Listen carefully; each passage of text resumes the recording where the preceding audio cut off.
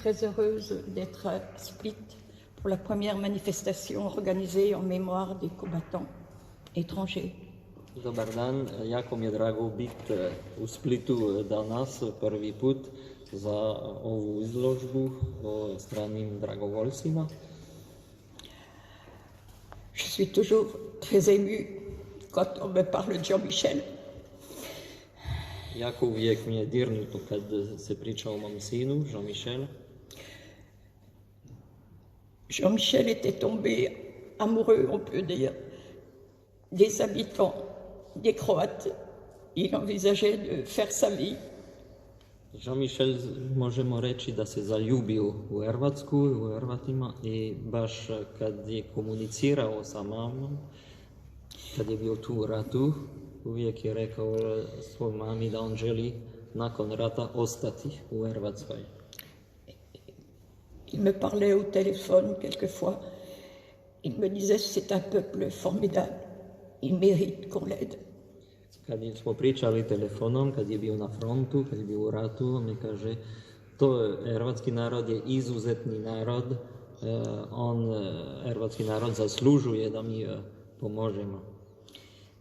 Et notre dernier entretien téléphonique date du 6 octobre 1991. Zadnji put kad smo se čuli, to je bio 6.10.1991. godine. Il pleurait et il m'a dit, oh maman, si tu savais ce qu'ils font.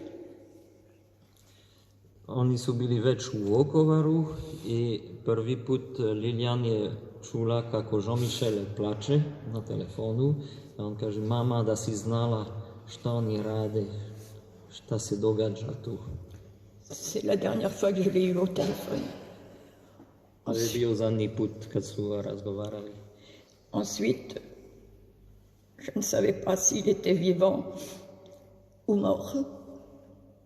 I onda nakon ovog razgovora nisam znao više šta je s njim, nisam mogao više imati vijesti, znao sam samo da je u Vukovaru. J'ai eu la chance d'avoir un coup de fil d'une journaliste française, Agnès Bramion, qui était allée visiter avec un collègue, Hervé Guéquier, et un photographe, l'hôpital de Vukovar. I onda u jednom, dok pratim sve šta se događa, i u jednom, mislim to je bio onda 11.11.1991. godine, francuska novinarka Agnès Varamion je zvala Lilian, ona je bila sa drugom novinarom, Hervé Guéquier, i ušli su u bolnici. Et il ne savait pas du tout qu'il y avait un jeune Français blessé. Ils allaient quitter l'hôpital et il y a un jeune Croate qui les a interpellés et il a mené cette équipe auprès de Jean-Michel. To znači da ovi francuski novinari kad su došli u Vukovar 19.11. kad su ušli u bolnicu, nisu imali pojma, nisu znali da jedan Francuz je unutra u bolnici. A jedan drugi ranjenin je zvao njih, kaže, vi Francuzi znate da vi imate jedan Francuz koji je tu. Et voilà.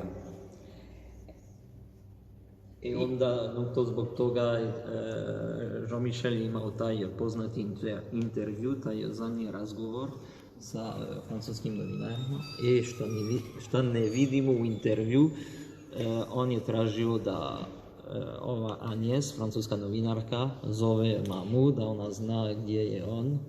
Il faisait confiance aux Serbes, qu'ils respectent la Convention de Genève. Imao je, recimo, još povjerenje.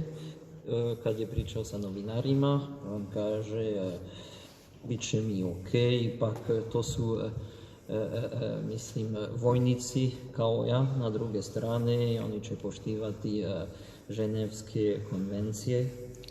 Et le lendemain, elle m'a donc téléphoné, j'ai appris donc que mon fils était vivant, qu'il avait été blessé, qu'il était à l'hôpital.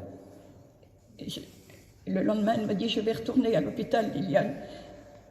Et le lendemain, quand elle s'est présentée à l'hôpital, l'hôpital avait été vidé de ses occupants. Jean-Michel je tražio da francuska novinarka zove Lilian i Agnes kaže telefonom Lilijanu ja ću ići sutra ponovo u bolnicu, ja ću reći Jean-Michelu da sam se čuo s vama i Agnes Vahamion sutradan vratila se u bolnicu 20.11. ali bolnica je bila prazna. Nije bilo više nikoga, nije bilo više Jean-Michela. Et voilà. To je kraj priče, u tom vremenu nisu znali više šta se dogodilo, kud su vozili osoblje ranjenice iz bolnice. Donc, le vœu de Jean-Michel était de rester en Croatie. Il reste en Croatie puisque son corps n'a pas été retrouvé. Lilian je rekla na početku da želio od Jean-Michela je bio da on ostane u Hrvatsku nakon rata, a Jean-Michel je ostao u Hrvatsku, ali vjerojatno nije kako je mislio. Nažalost, nismo našli njegovo tijelo. Je ne fais pas confiance au gouvernement serbe puisqu'il y a à peu près 2 mois qu'ils ont refusé encore à la demande. Puis voilà. Comme dirait mon fils, tu racontes toujours la même chose. Ben oui, vous avez dû l'entendre plusieurs fois, mais c'est l'histoire de Jean-Michel. Lilian kaže da vjerojatno sve što ste čuli sada vi znate već. Ona uvijek ima osjećaj Lilian da ona ponavlja uvijek istu priču i ona ne zna što ona bi mogla drugo reći. I kako je rekla prije, jako je iznenađena da Jean-Michel je postao takav simbol, a malo prije Lilian kaže isto da što se tiče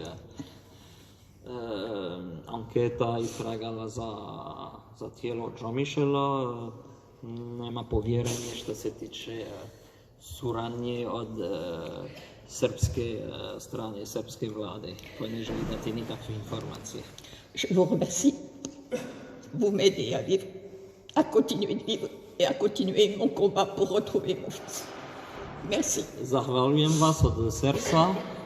Vi me pomožite puno da mogu dalje živjeti, da mogu dalje imati nadu naći tijelo od mog sina Jean-Michela.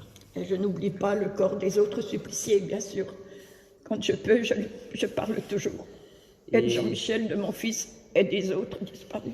I što je jako važno za Lilian, kad ona priča o Jean-Michelu, ona priča isto o svim nestalima. Ona zna jako dobro da ona nije jedina majka koja je u tom slučaju. To znači da jako je važno za Lilian da i Jean-Michel i svi nestali mogu se naći. Merci. Voilà pour le...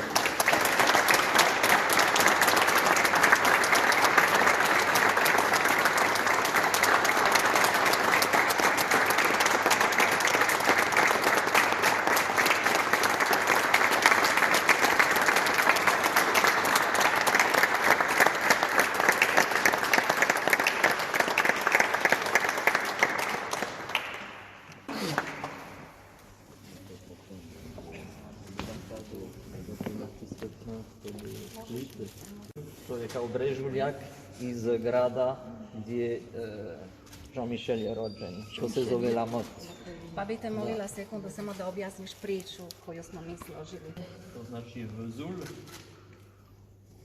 Vesoul je, kako vi vjerojatno znate, vi koji pratite život od Jean-Michela, Vesoul je mali grad u Francuskoj, 15.000 stanovnika na istoku zemlje.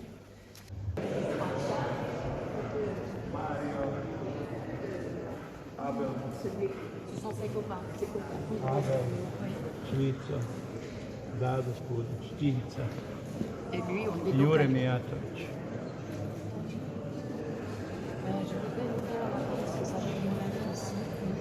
Vidite na brzakama da njih dvoje idu gledat dvoboje za pen. Kron, sutra vidite malo.